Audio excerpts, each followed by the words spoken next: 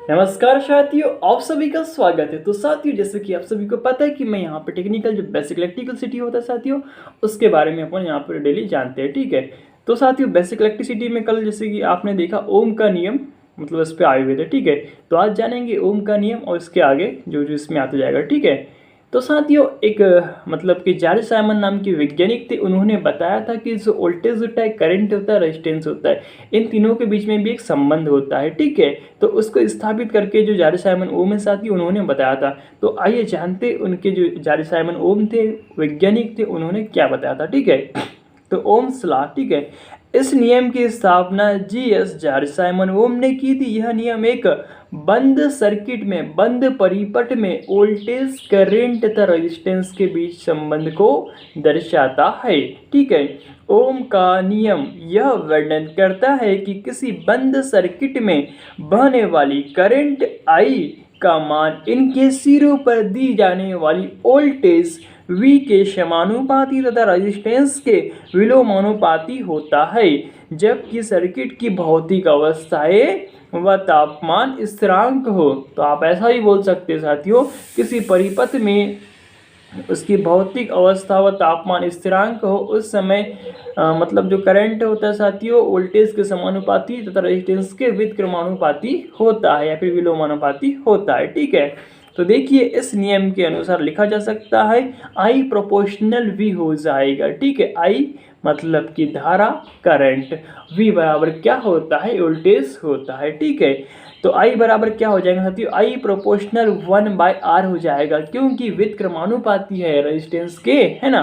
तो ठीक है, तो यहाँ V electrical potential different volt में, R कंडक्टर का रेजिस्टेंस ओम में, I कंडक्टर में बहने वाली धारा एम्पियर में होगी। ठीक है, तो समीकरण 1 व समीकरण 2 से प्राप्त, तो I प्रोपोर्शनल V अपान के R हो जाएगा। ठीक है, तो आप सभी ने देखा होगा कि जो प्रोपोर्शनल का साइन हटता है तो वहाँ पे K एक नियतांक लगता है। तो I प्रोपोर्शनल V/R इंटू के क्या हो जाएगा, K हो जाएगा। ठीक है, तो देखिए साथियों प्रोपोर्शनल का साइन हट जाता है तो I बराबर V अपान के R हो जाएगा। तो ये फार्मूला अपना तैयार हो गया। एक ट्रायंगल भी बनता है साथियों, V ऊपर में रहता है, नीचे में क्या होता है, IR रहते हैं। तो इस ट्रायंगल से भी आप इसको याद रख सकते हैं। तो देखिए ट्रायंगल में आपको बना के इसमें दिखा देता हूँ। ठीक है,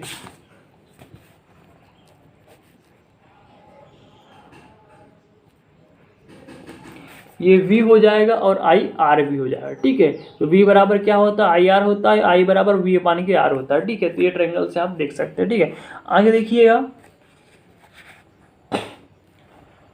उपरोक्त समीकरण से यदि कोई दो मान प्राप्त हो तो तीसरे को ज्ञात किया जा सकता है। जैसे साथियों आपका करंट हो या वोल्टेज हो, अगर आपको पता है तो आप रेजिस्टेंस का मान निकाल सकते हैं। ठीक है, तो R बराबर V अपान I हो जाएगा, V बराबर IR हो जाएगा। ठीक है, आगे देखिएगा, ओम एम्पियर वोल्ट की परिभाषा है, डेफिनेशन। ओम क्या होता है, एम्पियर क्या होता है और वोल्ट की डेफिनेशन क्या होती है। तो बहुत ही इंपॉर्टेंट है साथियों, याद रखिएगा। ओम्स, ओम यह रेजिस्टेंस की इकाई, जैसे कि आप सभी को पता है जो ओम होती है यह रेजिस्टेंस की इकाई तथा एक वैज्ञानिक के नाम पे ही रखा गया है। ठीक है, यह एक कंडक्टर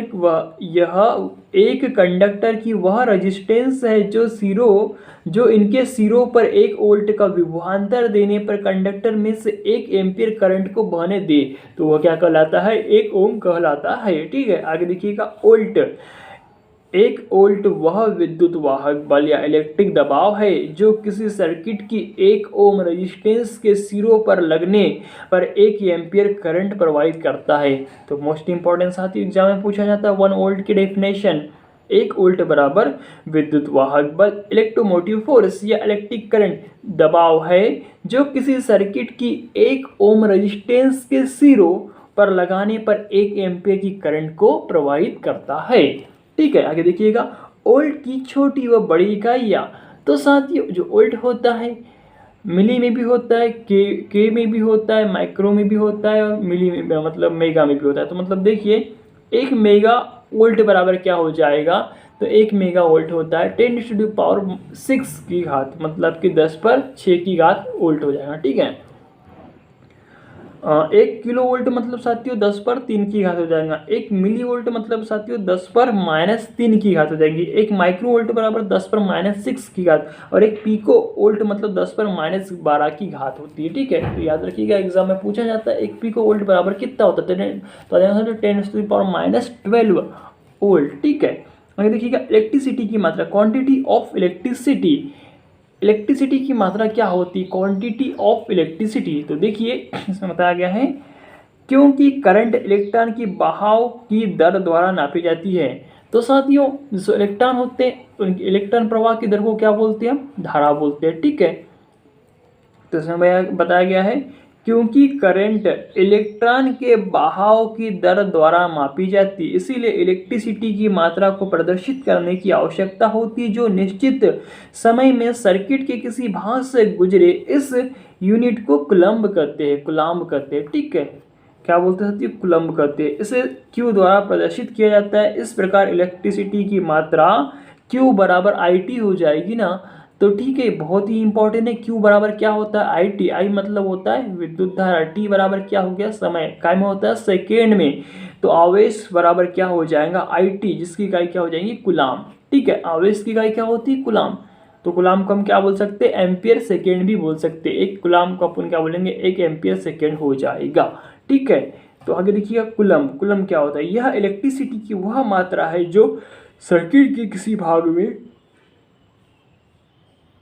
कूलम्ब, यह इलेक्ट्रिसिटी की वह मात्रा है जो सर्किट के किसी भाग में 1 एम्पियर करंट द्वारा 1 सेकेंड में, यह इलेक्ट्रिसिटी की वह मात्रा है जो सर्किट के किसी भाग में 1 एम्पियर करंट द्वारा 1 सेकेंड में एक बिंदु से दूसरे बिंदु तक जाती है। उपरोक्त यूनिट का दूसरा नाम एम्पियर सेकेंड है। तो कूलम्ब बराबर क्या होगा, Q बराबर IT होता है, तो इसको एम्पियर सेकेंड में बोला गया है। ठीक है, इलेक्ट्रिसिटी की बड़ी मात्रा की यूनिट इकाई घंटा है, और इसको प्राप्त करने के लिए समय की इकाई को घंटों में लेते हैं। तो साथियों देखा आपने, 1 एम्पियर हावर बराबर क्या होता है, 3600 एम्पियर सेकेंड हो जाएगा। तो 1 घंटा हावर, एक एम्पियर हावर बराबर क्या होता है, या फिर 1 एम्पियर घंटा क्या होता है साथियों, 3600 एम्पियर सेकेंड होता है। तो एग्जाम में पूछा जाता है 1 एम्पियर घंटा बराबर कितना होता है, तो 1 एम्पियर हावर बराबर 3600 एम्पियर सेकेंड होता है, 3600 एम्पियर सेकेंड। ठीक है, याद रखिए, बहुत इंपॉर्टेंट। तो आगे देखिएगा साथियों, इसमें दिया हुआ रेजिस्टेंस के नियम।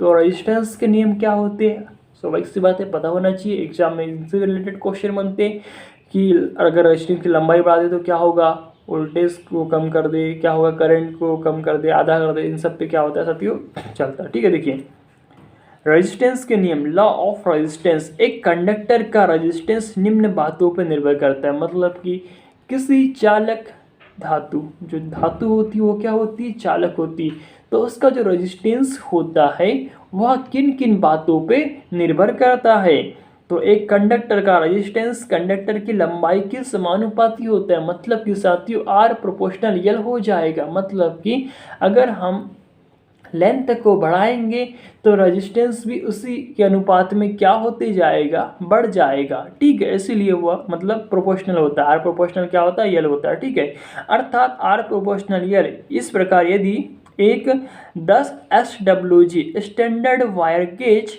कॉपर की लंबाई 300 मीटर हो और इसकी रेजिस्टेंस 1 ओम हो, तब इसकी साइज की 600 मीटर लंबी तार की रेजिस्टेंस क्या हो जाएंगी, 2 मीटर हो जाएंगी।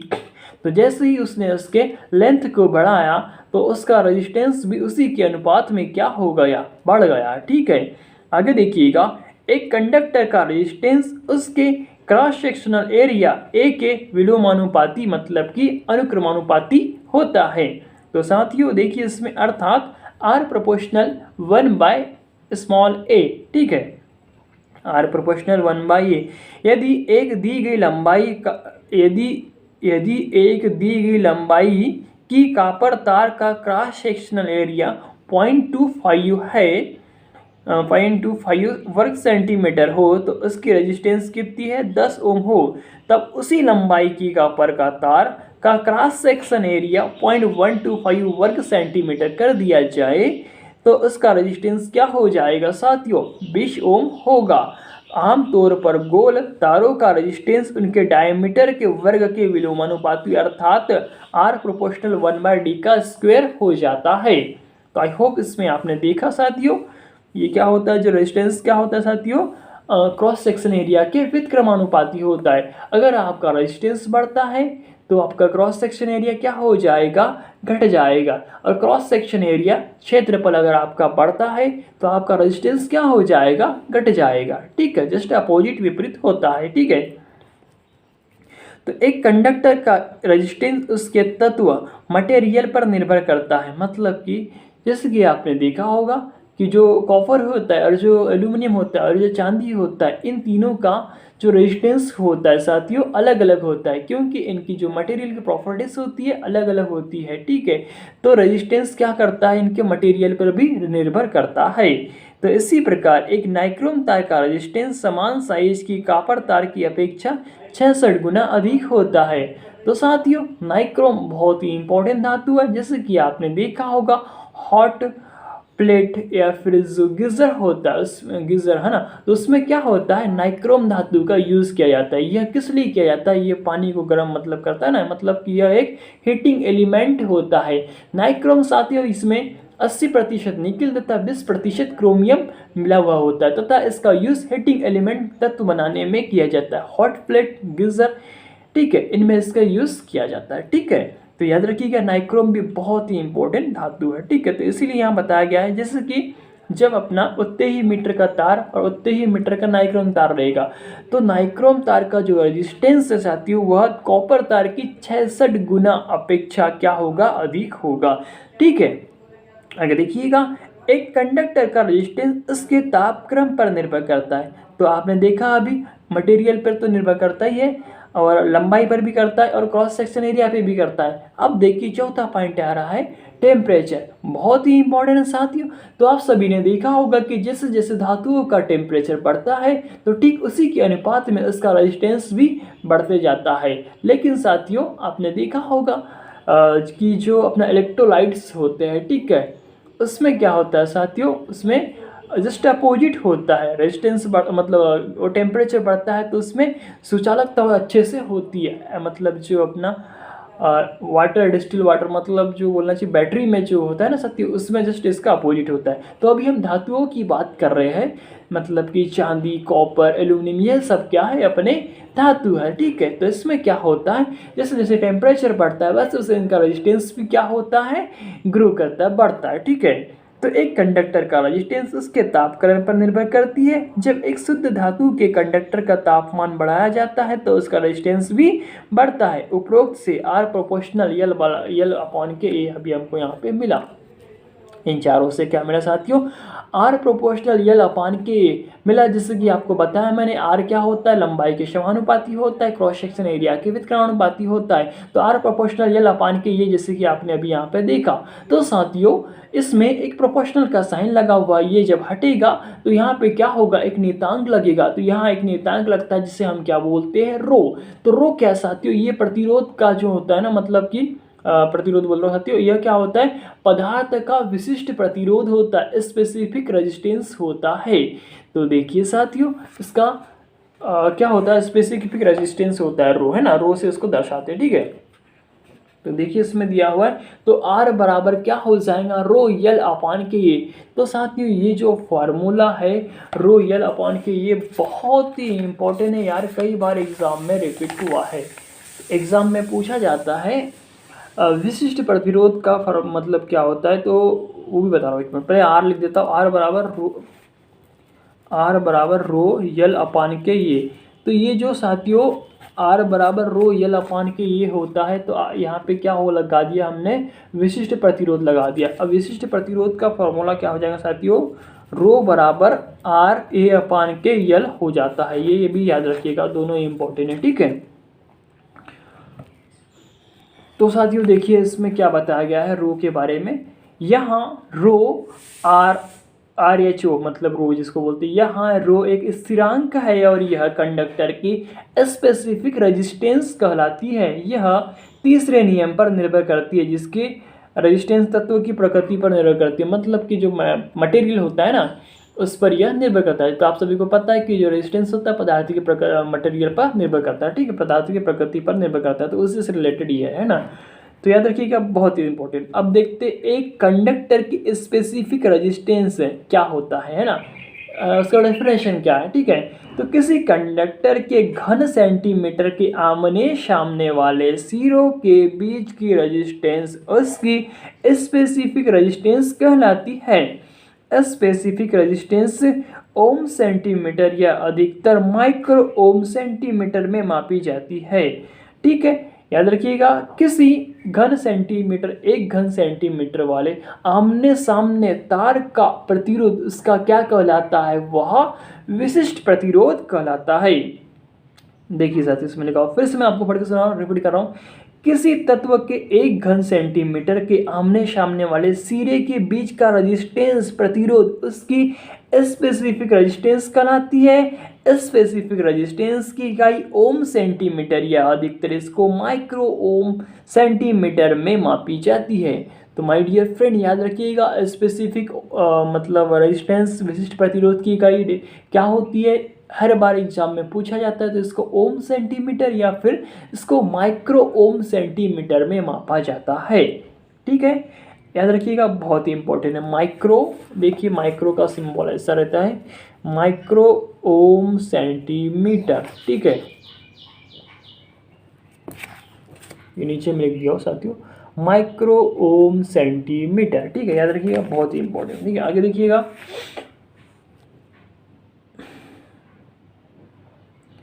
तो बाकी सभी इकाइयों को भी अवश्य ही सेंटीमीटर में बदलना चाहिए। अगर ये मीटर में दिए तो अपने को उसको क्या करना पड़ेगा साथियों, सेंटीमीटर में परिवर्तित करना होता है, ठीक है। आगे देखिएगा, तापमान के बदलने से धातु, मिश्र धातु तथा इलेक्ट्रोलाइट और गैसों के रेजिस्टेंस में परिवर्तन मोस्ट इंपॉर्टेंट साथियों। कई बार एग्जाम में यहाँ से क्वेश्चंस रिपीट होते हैं, आपको पूरी की पूरी थ्योरी आपको इसमें मिल रही है, ठीक है। देखिएगा, तो क्वेश्चन है इसमें, मतलब इसमें दिया हुआ मेटल्स मतलब कि धातुएं, सभी शुद्ध धातुएं जैसे लोहा, पीतल, तांबा, टंगस्टन इत्यादि की रेजिस्टेंस तापमान बढ़ने से बढ़ती है।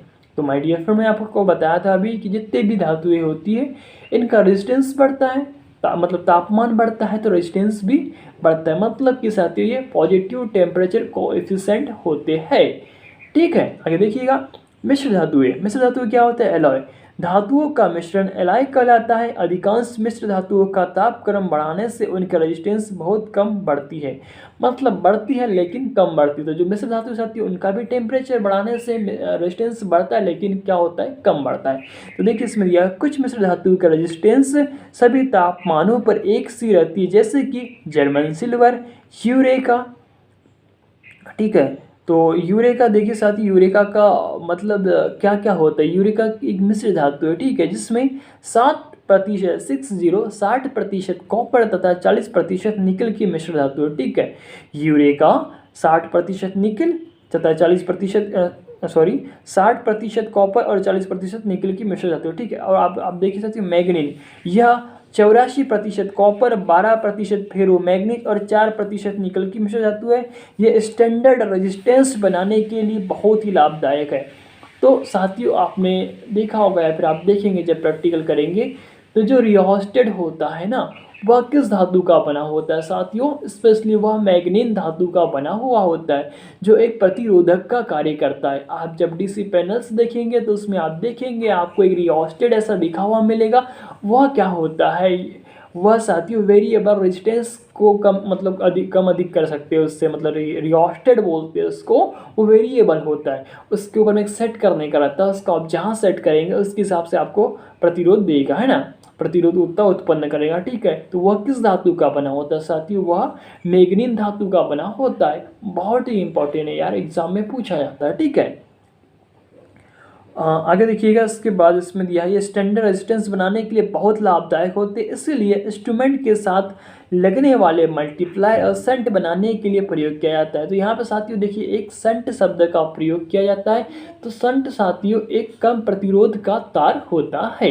आई होप आपको इसमें समझ में आ गया हो। आगे देखिएगा, इलेक्ट्रोलाइट और इंसुलेटर, तो इलेक्ट्रोलाइट इंसुलेटर्स क्या होते हैं? इंसुलेटर साथियों क्या होते हैं? कोई चालक होते हैं। मतलब कि अगर इनका देखिए, इसमें आपको मैं पढ़ के सुना रहा हूँ।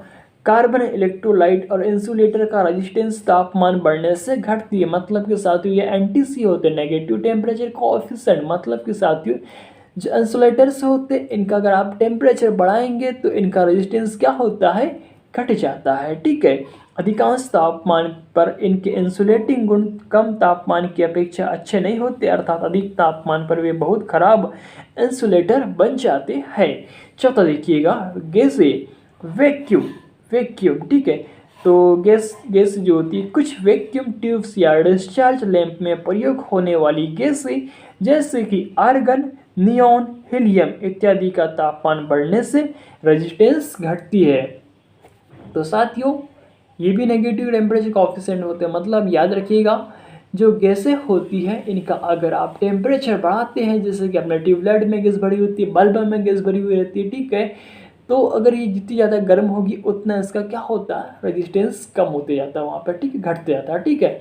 तो आई होप कि ये चारों के चारों पॉइंट आपको समझ में आए होंगे। मेटल मिश्र धातुएं, इलेक्ट्रोलाइट इंसुलेटर एंड चौथा इसमें क्या? गैसें। बहुत ही इंपॉर्टेंट साथियों, एग्जाम में इनसे आपको क्वेश्चन, आपको जनरल सी बात है, अगर जो भी आप कंपटीशन की एग्जाम की तैयारी कर रहे हैं तो उसमें आपको यहाँ से क्वेश्चन देखने को जरूर मिलेंगे। ठीक है। आगे देखिएगा,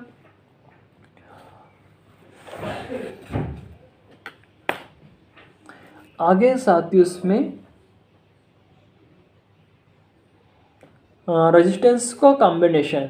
तो साथियों देखिए, इलेक्ट्रिशियन थ्योरी में आपको जो रेजिस्टेंस होता है उनके कॉम्बिनेशंस होते हैं। एक होता है श्रेणी, एक होता है पैरेलल और एक होता है मिश्र, मतलब कि साथियों मिक्स। ठीक है। तो इन तीनों के बेस पे आप मतलब कि किसी टोटल आरटी जिसको बोलते हैं टोटल रेजिस्टेंस निकाल सकते हैं। ठीक है। तो देखिए साथियों, रेजिस्टेंस इसमें दिया हुआ रेजिस्टेंस का कॉम्बिनेशन जोड़, कॉम्बिनेशन ऑफ रेजिस्टेंस। ठीक है। तो रेजिस्टेंस को नीचे दी गई 3 विधियों द्वारा जोड़ा जा सकता है। ठीक है। फर्स्ट दिया हुआ है सीरीज कॉम्बिनेशन, सीरीज कॉम्बिनेशन जिसको श्रेणी बोलते हैं। सेकंड में आएगा पैरेलल कॉम्बिनेशन जिसको बोलते हैं हम समानांतर परिपथ। और आगे दिया हुआ सीरीज पैरेलल कॉम्बिनेशन जिसको बोलते हैं मिक्स, मतलब कि जिसमें सीरीज कनेक्शन भी होता है, पैरेलल भी होता है। बहुत ही इंपॉर्टेंट साथियों, इनके बेस पे भी बहुत सारे क्वेश्चंस एग्जाम में पूछे जाते हैं। तो रेजिस्टेंस का सीरीज, अब इसमें ये याद रखना पड़ता है कि किस परिपथ में वोल्टेज समान रहता है, किस परिपथ में धारा समान रहती है। ठीक है। ये एग्जाम में पूछा जाता है। ठीक है। तो देखिएगा, रेजिस्टेंसों का सीरीज कॉम्बिनेशन, यदि 2 या 2 से अधिक रेजिस्टेंसों को इस प्रकार से जोड़ा जाएगी उनमें करंट के बहने का केवल एक ही रास्ता हो तो सीरीज के रेजिस्टेंस के इस प्रकार के जोड़ को सीरीज कॉम्बिनेशन कहते हैं। मतलब कि साथियों इसमें क्या होता है, वोल्टेज, मतलब कि वोल्टेज ड्रॉप होता है और इसमें जो करंट होती है वो क्या होती है? सेम रहती है ना। और साथ ही इसमें एक चीज़ ये है, देखिएगा,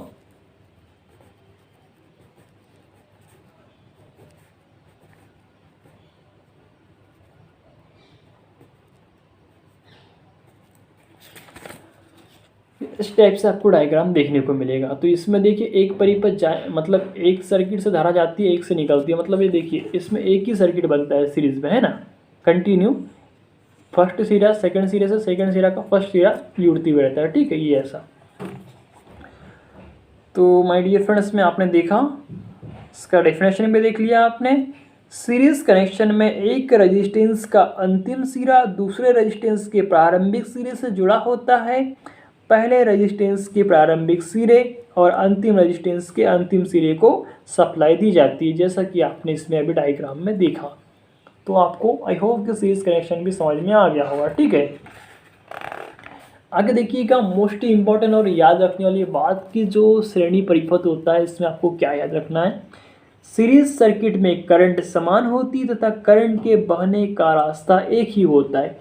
माय डियर फ्रेंड, याद रखिएगा, बहुत इंपॉर्टेंट है कि सीरीज सर्किट में करंट समान होती तथा करंट के बहने का रास्ता एक ही होता है तथा वोल्टेज जब सर्किट में करंट बहती है तो प्रत्येक रेजिस्टेंस में वोल्टेज ड्रॉप होता है। मैंने शुरू में ही बताया था या फिर बोला था, ठीक है, कि जब सीरीज सर्किट में करंट बहती है तो प्रत्येक रेजिस्टेंस में, प्रत्येक प्रतिरोध में वोल्टेज ड्रॉप होता है क्योंकि प्रत्येक रेजिस्टेंस में बहने वाली करंट समान तथा कुल करंट के बराबर होती है। मतलब कि I2 इक्वल टू क्या हो जाएगा, देखिए साथियों, IT बराबर क्या हो जाएगा, I1 बराबर क्या हो जाएगा, I2 बराबर क्या हो जाएगा, I3।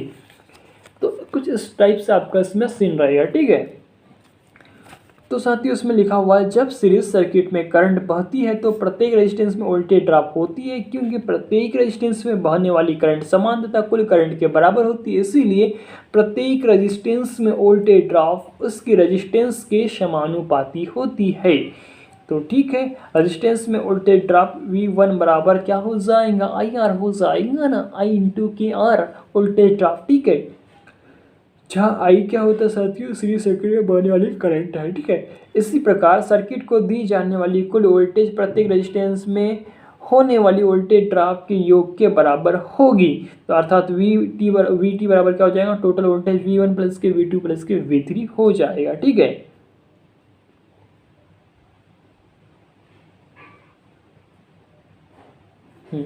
तो साथियों जो सीरीज कॉम्बिनेशन होता है इसको हम कहाँ यूज़ करते हैं, कब यूज़ करते हैं, उसके बारे में भी देखिए। सीरीज कॉम्बिनेशन जोड़ का प्रयोग, हम जानते हैं कि सीरीज सर्किट में करंट के बहने के लिए केवल एक ही रास्ता होता है, लेकिन ओपन सर्किट में कोई करंट नहीं बहती। इसीलिए घरों की वायरिंग के लिए आमतौर पर इसका प्रयोग नहीं करते।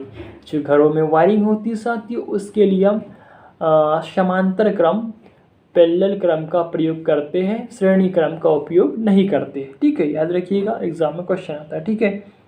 इसलिए घरों की वायरिंग के लिए आमतौर पर इसका प्रयोग नहीं करते। कुछ भी हो, इन कनेक्शनों का प्रयोग निम्नलिखित है। जब लोड को वेरिएबल वोल्टेज देनी हो तो लोड के सीरीज में एक वेरिएबल रेजिस्टेंस जोड़ देते हैं। सेकंड है, जब कम वोल्टेज के कई लैंपों को मेन सप्लाई पर लगाना हो तो उन सबको एक दूसरे के सीरीज में जोड़ दिया जाता है, जैसे कि सीरीज लाइट आपने देखा होगा। नेक्स्ट इसमें दिया हुआ है, जब एक कम वोल्टेज के लोड को अधिक सप्लाई वोल्टेज पर कार्य करना होता है, जब एक कम वोल्टेज के लोड को अधिक सप्लाई वोल्टेज पर कार्य करना होता है तो एक निश्चित मान का रेजिस्टेंस इसके सीरीज में जोड़ दिया जाता है। तो साथ ही वो उतने मान का क्या करेगा, वहाँ पे वोल्टेज को ड्रॉप करेगा, ठीक है। तो आई होप कि आपको समझ में आएगा, बहुत ही इंपॉर्टेंट है, बहुत ही अच्छे से इसमें लिखा हुआ है। नेक्स्ट साथियों आपके इसमें नेक्स्ट क्लास में हम देखेंगे, क्या देखेंगे साथियों, जो अपना पैरेलल क्रम होता है, समांतर क्रम होता है, उसको समझेंगे उसमें क्या होता है और क्या आता है उसमें, ठीक है। तो साथियों तब तक के लिए आप सबको मेरा प्यार भरा धन्यवाद, और साथियों इस चैनल पर नए तो प्लीज मुझे सब्सक्राइब कर दे, लोगों को भी शेयर करें। तो साथियों धन्यवाद।